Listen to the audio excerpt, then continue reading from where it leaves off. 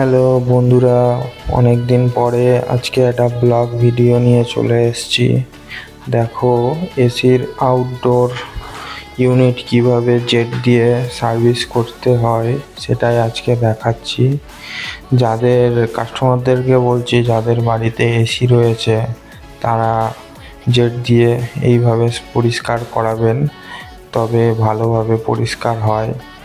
আর যারা টেকনিশিয়ানরা দেখছো তারা সবসময় হাতে না ওয়াশ করে জেট দিয়ে ভালো করে ওয়াশ করবে, পরিষ্কারটা একটু অন্যরকম হয়, ভালো হয় খুব। এখানে পজিশনটা একটু অন্যরকম আছে, তার সত্ত্বেও যতটা করা যায় ঠিক আছে।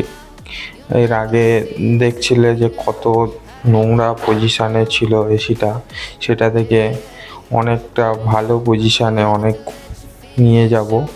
এইভাবে পরিষ্কার করা হচ্ছে, দেখো পুরো কী পজিশানে ছিল আর কি পজিশানে এসিটা আসবে। তো এইভাবে তোমরা জেট দিয়ে পরিষ্কার করবে, তবে তোমাদের এসি ভালোভাবে পরিষ্কার হবে আর কারেন্ট খরচাটাও কম আসবে আর এসিটার লাইফটাও অনেক দিন থাকবে। এইখান দিয়ে পুরো ভিডিওটা এক হাত দিয়ে করছি, তো ভালো করে করতে পারছি না, যার কারণে ভিডিওটা পুরোপুরি দেখানো হবে না তোমাদের। তো যতটা পারছি দেখাচ্ছি।